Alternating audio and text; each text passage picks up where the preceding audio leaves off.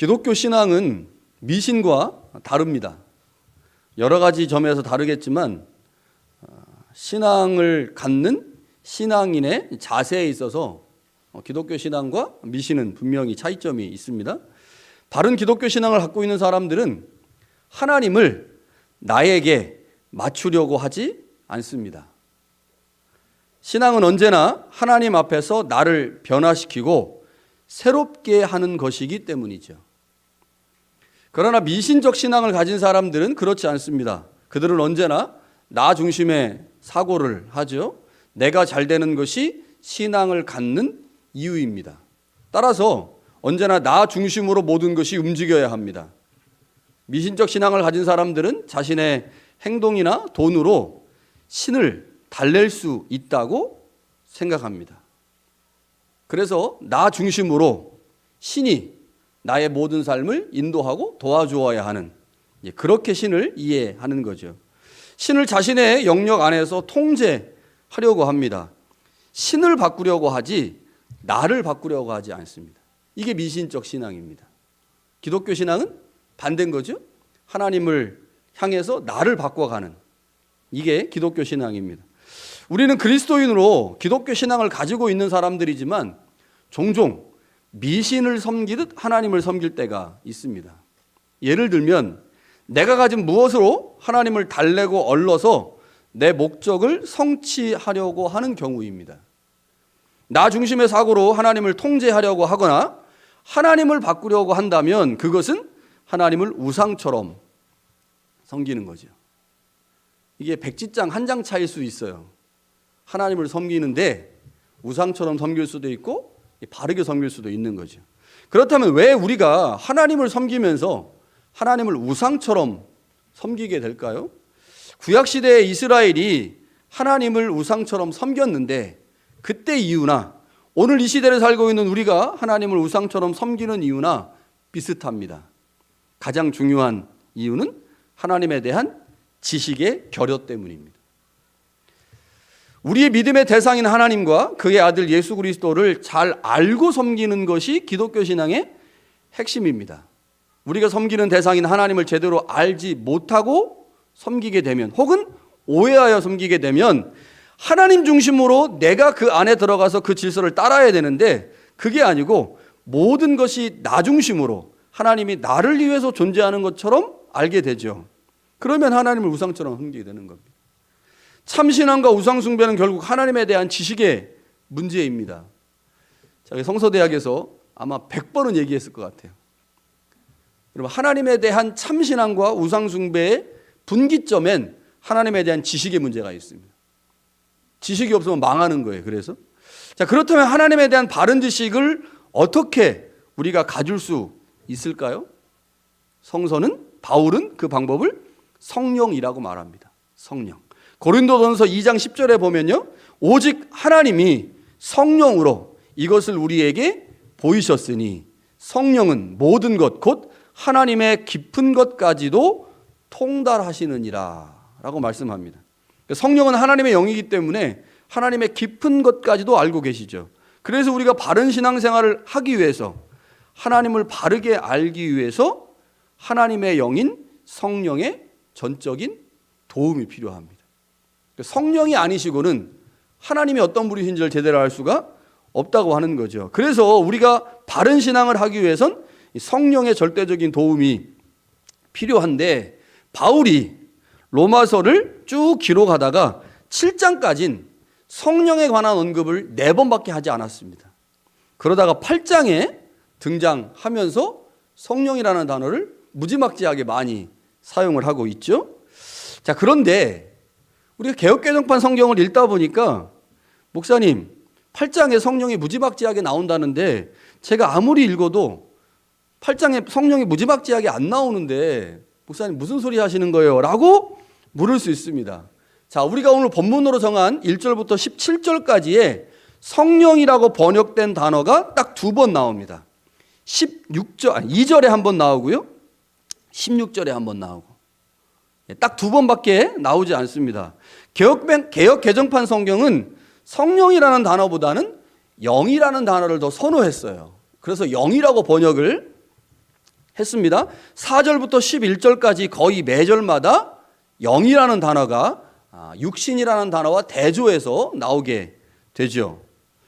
자, 그러면 이런 질문이 생길 거예요. 목사님, 2절과 16절에 나오는 성령이라는 단어, 성령으로 번역을 했는데, 그러면 4절부터 11절까지 나오는 영이라는 단어와 성령이라는 단어가 헬라어에서는 같은 단어입니까? 다른 단어입니까? 이렇게 당연히 질문을 하면 똑똑한 학생, 다 질문하셨죠? 다 질문하셨을 거예요. 당연히 그런 생각이 들 수밖에 없습니다. 헬라어는 어떨까요? 성령이라고 번역된 단어도 헬라어로 푸뉴마고요, 토푸뉴마고, 영이라고 번역된 단어도 헬라어로 푸뉴마입니다. 토푸뉴마. 같은 단어예요. 그런데 어떤 거는 성령으로 번역했고 어떤 거는 영으로 번역을 한 거죠. 바울 서신에 나오는 푸뉴마, 이 푸뉴마는 대부분 성령을 의미합니다. 그런데 어떤 경우에는요, 이 푸뉴마가 영을 의미하는 경우들이 있어요. 인간의 영. 그래서 이제 번역하는 사람에 따라서 이제 차이가 나서 어떤 거는 영으로, 어떤 거는 성령으로 번역을 했는데, 왜 8장을 개역개정판 성경은 영어로 번역을 했냐면, 개역개정판 성경의 번역의 원칙이 있어요. 직역입니다. 직역. 그러니까 푸뉴마라고 하는 단어가 그 문맥 안에서 분명하게 성령을 의미할 때는 성령으로 번역하지만, 이게 성령인지 인간의 영인지 영적인 건지 이게 애매할 때는 직역의 원칙을 따라서 영어로 번역을 했어요. 그래서 우리말 성경은 지금 다 거의 대부분이 영어로 번역되어 있지만, 바울 서신의 신학적인 특징들을 고려해 보면 여기 영을 성령으로 번역해도 무방합니다. 그래서 현대인의 성경이나 새번역 같은 성경들은 다 이거를 성령으로 번역을 했습니다. 그래서 8장에 성령이라는 단어가 무지막지하게 나온다는 거예요. 우리말 성경에는 그렇지 않지만 그렇게 이해를 하셔야 됩니다. 신약의 저자 중에 성령에 대해서 특별히 관심을 갖는 사람이 세 사람이 있습니다. 바울 서신을 기록한 바울, 누가복음과 사도행전을 기록한 누가, 그리고 요한복음을 기록한 사도 요한입니다. 이 세 명의 저자들이 성령에 대해서 굉장히 많은 관심을 갖고 있는데요. 누가복음 14장, 15장, 16장에 보면 성령에 관한 언급이 굉장히 많이 나와요. 그곳에 가서 헬라어를 찾아보니까 성령을 어떻게 써놨냐면 토, 푸뉴마, 토, 하기온 이렇게 써놨어요. 자, 토, 푸뉴마, 토는 관사입니다. 푸뉴마, 토, 하기온. 그러니까 푸뉴마는 영이라는 말이고요. 하기온은 거룩한이라는 말입니다. 그러니까 우리말 성경에서 성령이 뭐예요? 거룩할 성자에 영영자죠. 그래서 성령은 거룩한 영이란 말이에요. 그래서 헬라어 성경에서 누가하고 요한은 푸뉴마, 토, 하기온, 그래서 영을 거룩이라고 하는 형용사로 수식해서 사용합니다.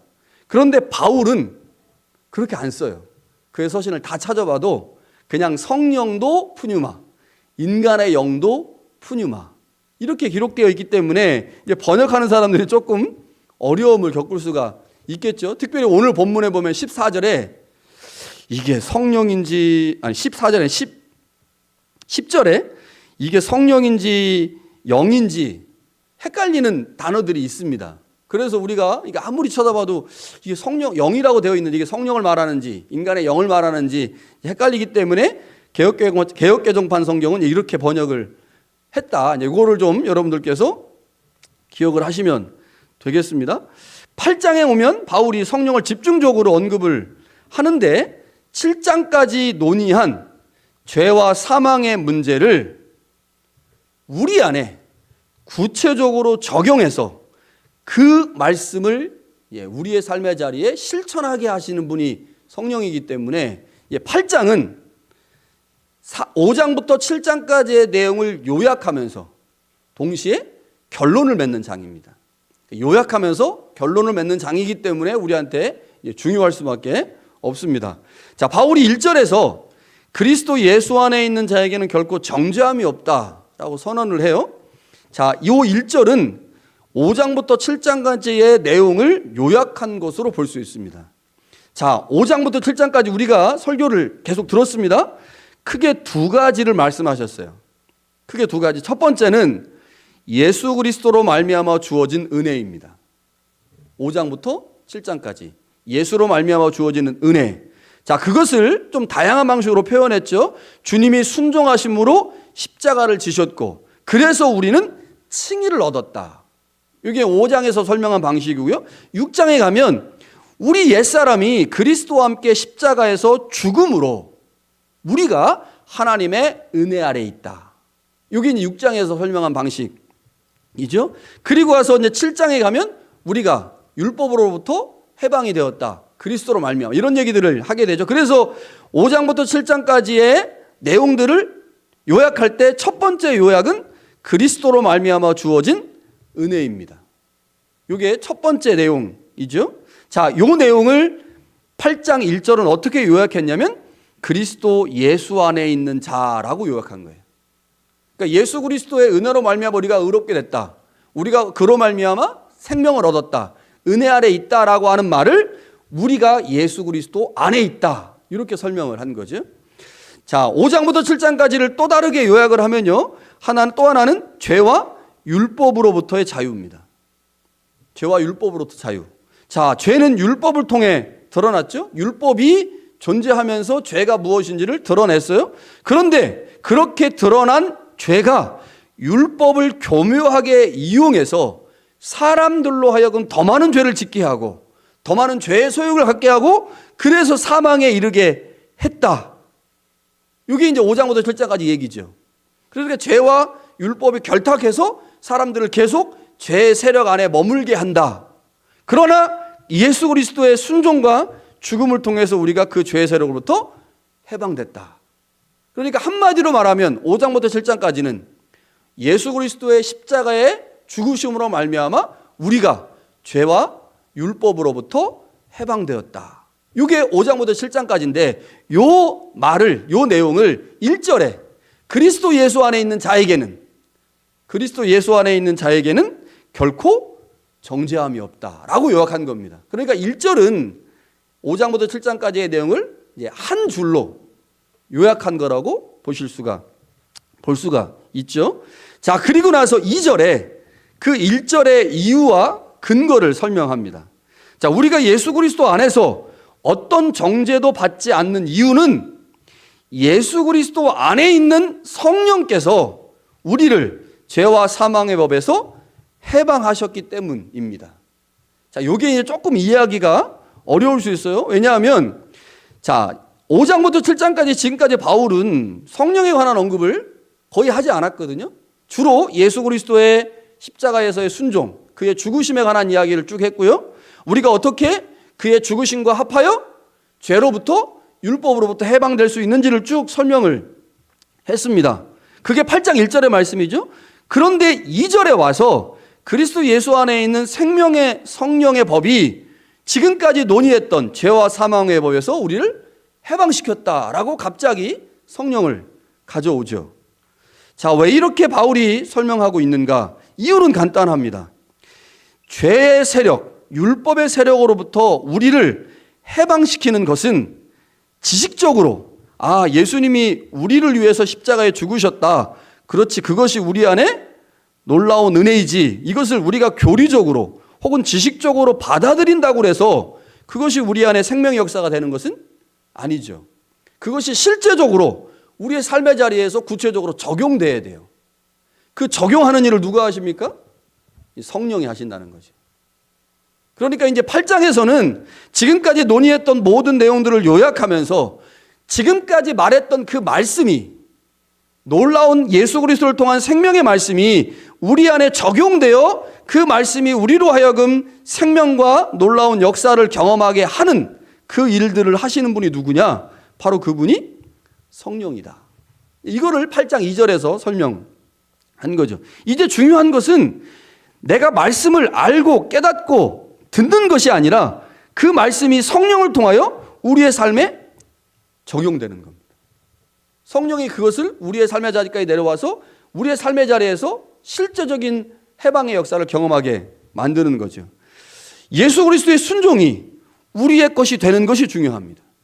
그리스도의 십자가의 죽음이 바로 우리의 죽음이 되는 것이 중요하죠. 우리가 불의의 병기가 아니라 의의 병기로 살아가는 것이 중요합니다. 우리가 법 아래가 아닌 은혜 아래 머물게 하는 것이 중요한데 그 일을 누가 하시느냐?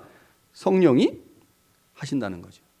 성령은 그리스도의 십자가의 은혜를 구체적으로 적용하여 우리를 죄와 사망에서 실제적으로 벗어나게 하는 분이다라고 하는 것을 2절에서 설명한 거죠. 그러니까 1절과 2절은 지금까지 논의했던 5장부터 7장까지의 이야기를 요약한 겁니다.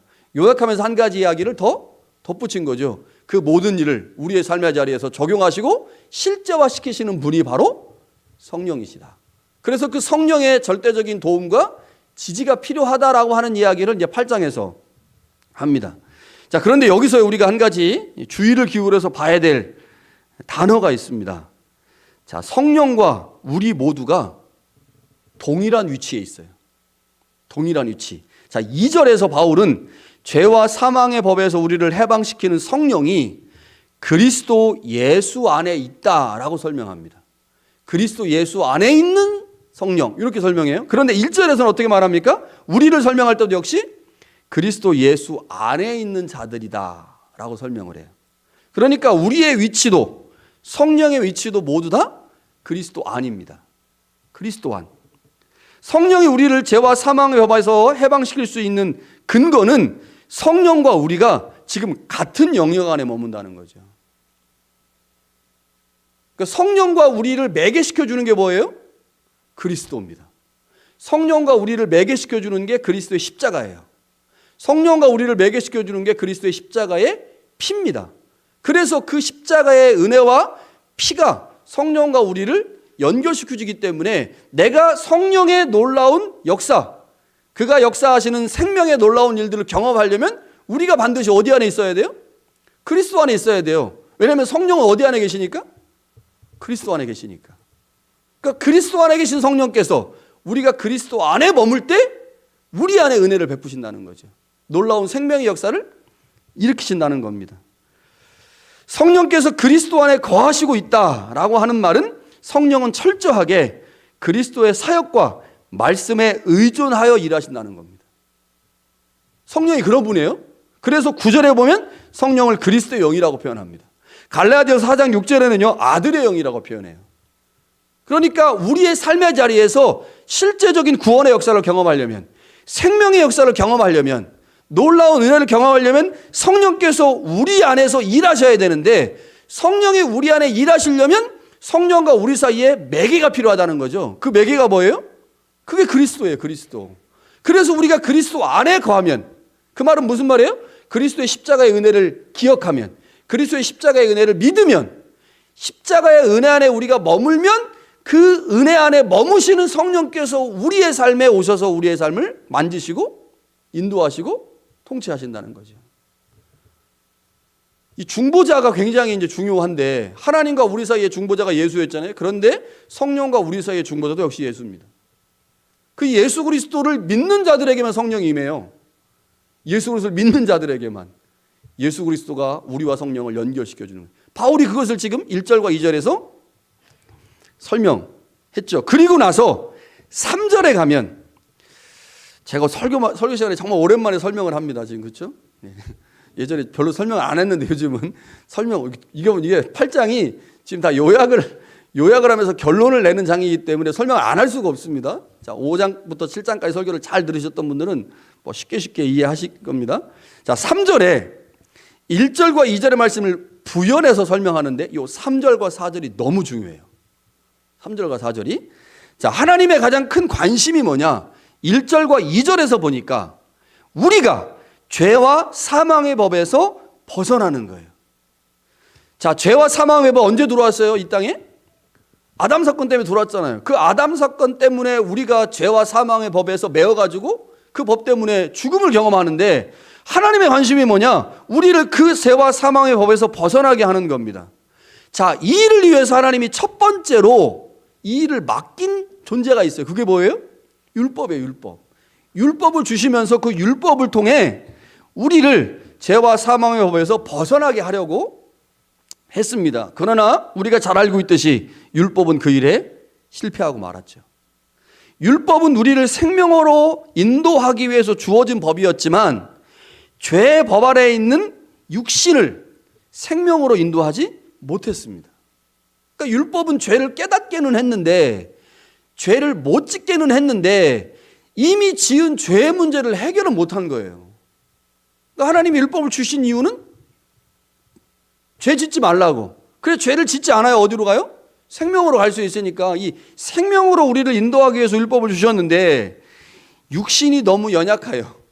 육신 때문에 율법이 이 일을 제대로 감당하지 못했다는 거죠. 죄가 육신을 더 강력하게 지배하도록 기회를 제공했지 죄의 문제를 해결하지 못했습니다. 결국 율법은 죄를 깨닫게 하는 일만 했지 죄의 문제를 해결하지 못하는 한계가 드러났다는 거예요. 이거 제가 다 설명했습니다. 지금까지.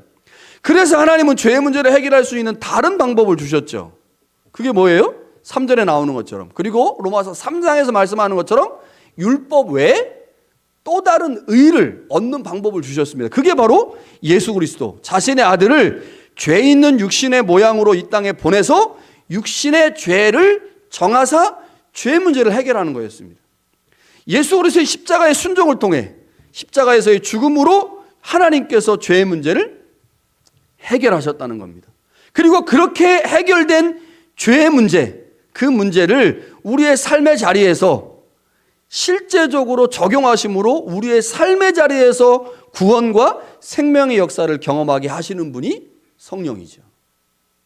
자, 그런데 바울이 4절에서요, 하나님께서 아들을 죄 있는 육신의 모양으로 보내신 이유를 율법의 요구를 이루기 위함이다 라고 말합니다. 율법의 요구를 이룬다. 이게 무슨 말일까? 자, 율법의 요구, 이거를 다르게 이제 의미를 생각하면 율법의 본래 목적, 이렇게 이해하시면 돼요. 율법의 요구, 그것은 율법의 본래 목적입니다. 율법의 본래 기능이 뭐예요? 생명을 주는 거예요. 죄를 짓지 않아야 생명이 있으니까.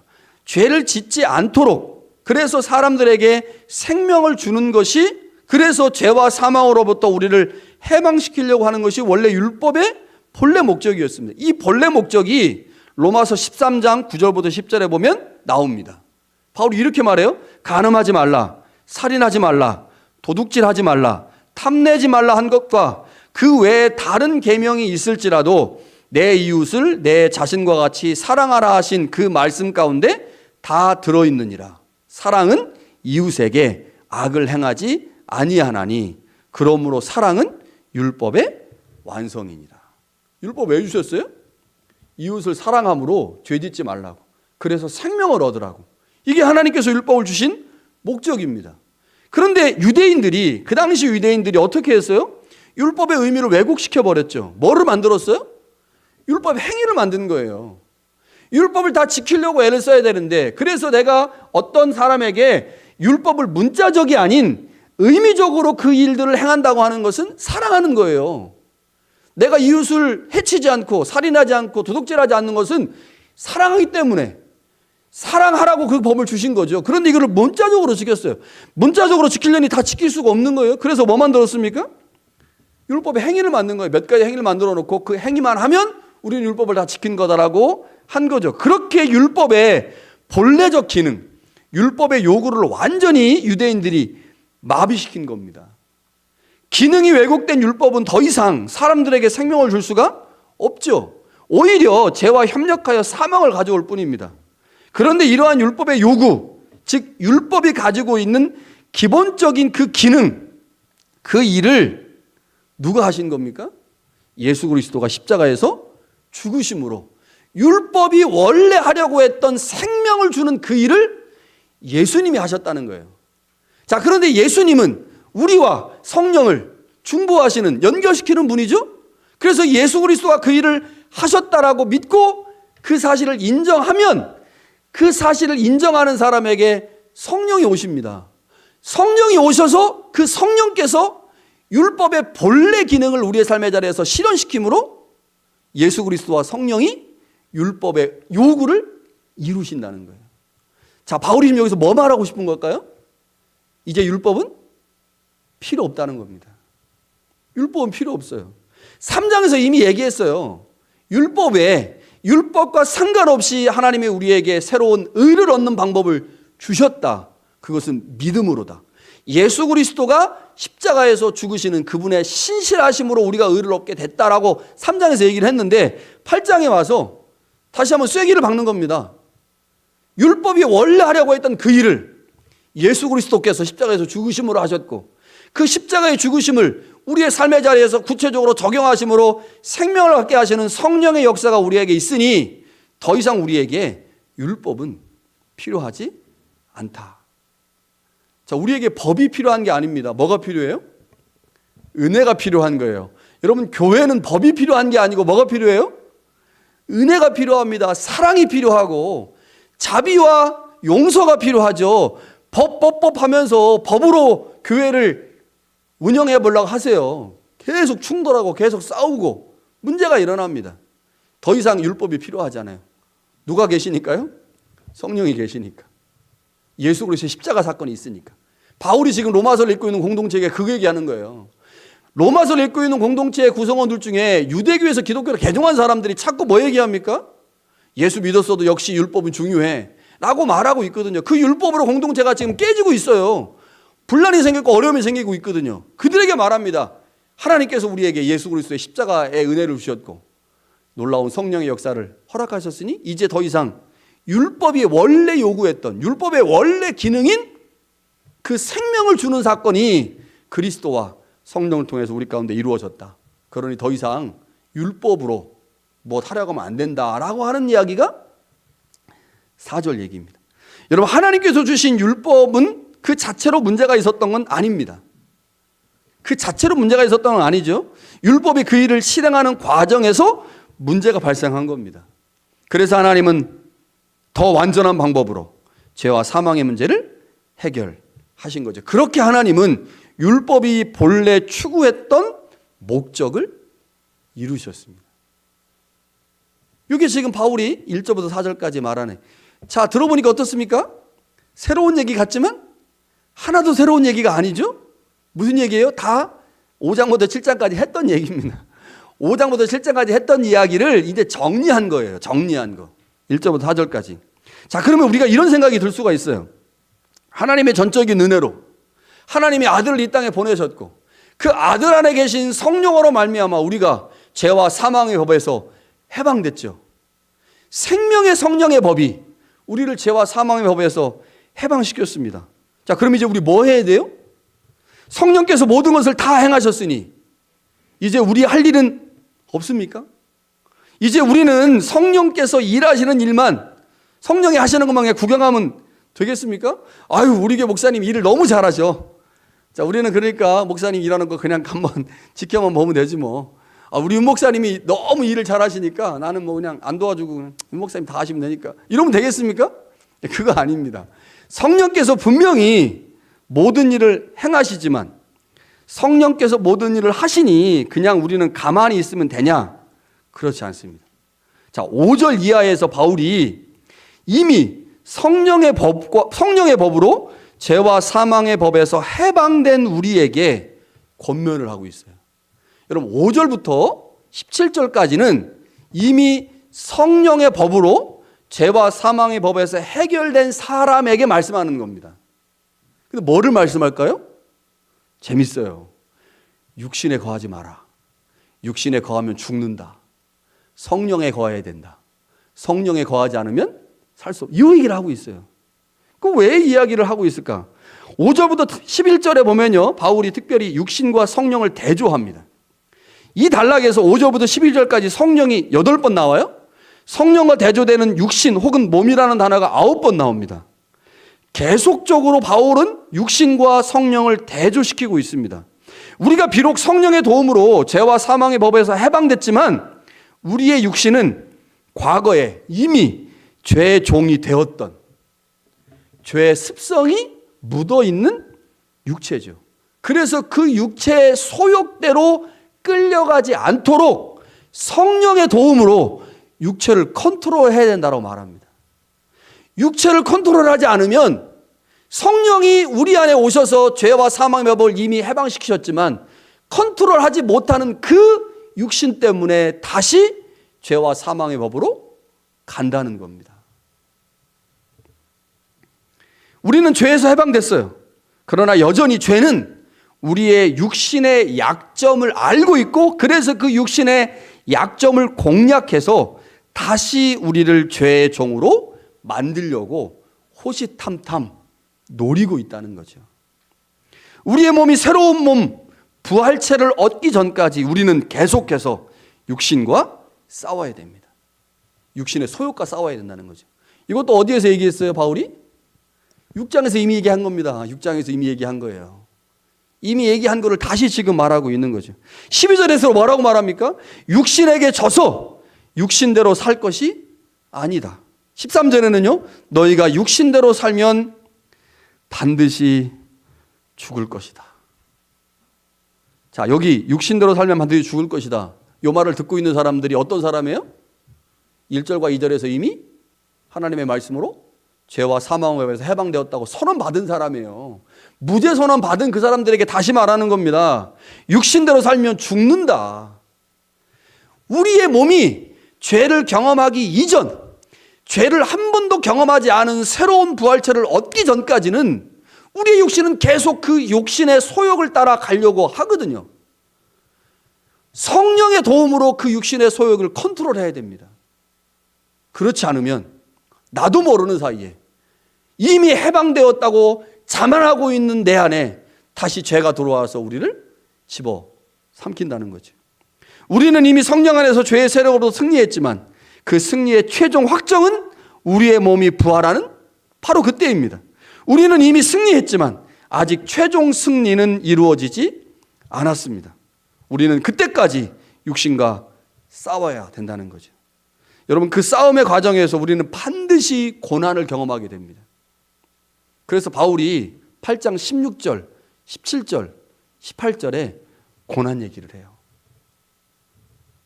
고난 얘기를. 싸움이 너무너무 치열하기 때문에 고난이 오는 거죠. 우리는 육신이 원하는 삶의 방향을 버리고 하나님이 기뻐하시는 삶을 살아야 하는데 그것이 얼마나 어려운지를 잘 알고 있습니다. 그 싸움에서 반드시 고난이 찾아온다는 거죠. 그런데 내가 육신의 소욕이 아닌 성령의 인도하심을 따라 하나님 앞에 구원받은 자의 삶을 사려고 할 때마다 우리 안에 고난이 오는데 그 고난은 내가 하나님의 자녀라고 하는 사실을 증명하는 겁니다. 내가 육신이 아닌 성령을 따라 살고 있다고 하는 것을 보증해 주는 표라는 거예요. 그래서 그 고난받기를 두려워하면 안 된다. 현재 당하고 있는 그 고난이 장차 우리가 받게 될 영광과 비교할 수 없다. 그러니 그 고난을 적극적으로 받아들여 그 고난을 통해 내가 하나님의 자녀임을 드러내고 그 고난을 통해서 내가 성령의 인도함을 받고 있다는 사실들을 보이라 라고 지금 바울이 이 8장 중간 부분에서 말씀하고 있습니다. 여러분, 지금 우리는 이미와 아직 아니의 중간 지점에 서 있습니다. 이미와 아직 아니. 바울 신학을 연구하는 학자들이요, 이제 결론이에요. 다 설교 다 끝났습니다. 이제 바울 신학을 연구하는 학자들이 바울 신학의 핵심이 뭐냐, 이거까지 논의를 많이 했어요. 바울의 기독론이 핵심이냐, 교회론이 핵심이냐, 종말론이 핵심이냐, 성령론이 핵심이냐. 그런데 상당수의 학자들이 바울의 신학의 핵심은 종말론이다라고 얘기해요. 종말론. 바울은 종말론을 가지고 교회론과 구원론과 성령론을 설명해냅니다. 그런데 이 바울의 종말론을 설명하는 가장 중요한 단어가 있어요. 그게 뭐냐면 이미, 그러나 아직 아니에요. 우리는 예수 그리스도의 종말은 이미 시작됐습니다. 예수의 초림으로 종말은 시작됐어요. 그러나 아직 그 종말이 완성되지 않았습니다. 그런데 이 종말론적 개념이요, 구원론에도 그대로 적용이 돼요. 예수 그리스도의 십자가의 사역과 성령으로 인하여 우리는 이미 죄의 세력으로부터 해방됐습니다. 구원을 받았어요. 그러나 아직 우리는 그 최종 완성을 보지 못했습니다. 언제 그 최종 완성이 이루어집니까? 주님의 재림 때예요. 재림 때. 그래서 우리 재림 기다리는 겁니다. 주님이 재림하시면 우리의 몸이 호련히 변하여 부활체를 얻을 거예요. 그때 우리의 모든 싸움이 끝납니다. 그때까지 우리는 뭐 해야 돼요? 우리의 육신의 소욕과 싸워서 이겨야 합니다. 육신대로 살지 않으려고, 육신의 소욕대로 살지 않으려고 계속해서 애를 써야 되는 거죠. 그런데 우리가 그 싸움에서 반드시 이길 겁니다. 왜요? 성령이 계시니까. 우리가 예수 그리스도를 믿음으로 말미암아 우리 안에 성령이 오셨고 그 예수님께서 매개 되셔서 성령을 우리 가운데 보내셨잖아요. 그래서 우리가 성령의 도움을 받고 있기 때문에, 성령의 전적인 지지를 받고 있기 때문에 우리는 반드시 그 싸움에서 승리할 거예요. 그런데 승리할 건데 승리하는 과정이 조금 어렵다는 겁니다. 여러분 프로야구 메이저리그 보십니까? 템파베이가 13연승을 했어요. 어마어마한 기록을 만들어냈습니다. 동부지구, 아메리칸 리그 동부지구에 있는 템파베이 그다음에 토론토 블루제이스 같은 이 지구잖아요. 템파베이가 13연승을 했어요. 어마어마했습니다. 그런데 토론토 와가지고 토론토한테 2번 깨졌어요. 2번이 깨졌어. 예를 들어서요, 막 1회 템파베이가 10점을 냈어. 그러니까 토론토를 응원하는 입장에서 이게 죄송합니다, 미치고 환장을 노리죠. 아유, 어떻게 10점을 이렇게 만화가 이렇게 무너질 수가 있어? 막 그래서 막 열을 냈어. 그런데 마지막에 9회 말에 막 계속 10대 0으로 계속 끌려가다가 9회 말 투아웃 이후에 11점을 낸 거예요. 11점. 진짜가 아니고. 네, 그렇게 생각을 해보세요. 2차전에서는 그 했는데, 하여튼간 템파베이가 막 이기다가 10점 가가지고 9회 말 투아웃 전까지 막 10대 0으로 지는데 갑자기 투아웃 막 거기에 막 보하고 막 얘들이 막 스프링어하고 얘들이 막 미쳐가지고 막 안타 치고 홈런 치고 그래가지고 9회 말 투아웃 이후에 11점에서 역전승을 했습니다. 여러분 9회 말 투아웃 전까지 보는 심정이 어떻겠어요? 미칠 지경입니다. 뭐 이렇게 토론토가 이 모양이었나? 막 왜 이렇게 못해? 막 그러다가 끝나고 나서 이제 승리가 했잖아요. 그런데 여러분 우리는 이미 1절, 2절, 3절, 4절에서 승리했다고 선언했어요. 그러니까 우리의 싸움은 이미 승리한 겁니다. 이미 우리는 결과를 알고 있어요. 11대 10으로 이기는 거. 이미 결과를 알고 있습니다. 그런데 다만 뭐를 지금 우리는 진행하고 있는 거예요? 결과는 이미 알고 있는데 중간에 지금 계속 10대 0으로 끌려가고 있는 상황인 거예요. 끌려가고 있는 상황. 그게 고난일 수 있어요. 보기 힘들 수 있죠. 그러나 결국 이깁니다. 결국 이겨요. 성령께서 우리 안에서 우리를 전적으로 지지하시고 도우시니까. 그래서 우리가 해야 될 일은 결국 승리할 건데 그 승리하는 그 연장에서 당하게 될 승리 앞서서 당하게 될 고난을 두려워하지 않는 겁니다. 그리고 그 고난의 연장에서 내가 예수 그리스도 안에 계속 거하는 거예요. 예수 그리스도 안에 거하면 예수 그리스도 안에 거하시는 성령께서 우리를 지속적으로 끊임없이 지지하시고 돕기 때문이죠. 바울이 우리에게 분명히 말합니다. 예수의 십자가 사건과 성령을 통하여 우리 가운데 이미 죄와 사망에 의해서 우리는 해방되었다. 승리할 것이다. 그러나 그 승리의 과정이 사람마다 좀 다르겠지만 고난의 상황들에 직면할 때가 있습니다. 그러나 여러분 그 고난 두려워하지 마시기 바랍니다. 그 고난에 바르게 직면해서 그 고난이 우리로 하여금 하나님의 자녀임을 드러나게 하는 것, 우리로 하여금 하나님의 사람들로 세워지게 한다는 사실들을 기억해서 그 고난을 의연하게 대처할 수 있기를 간절히 축원합니다.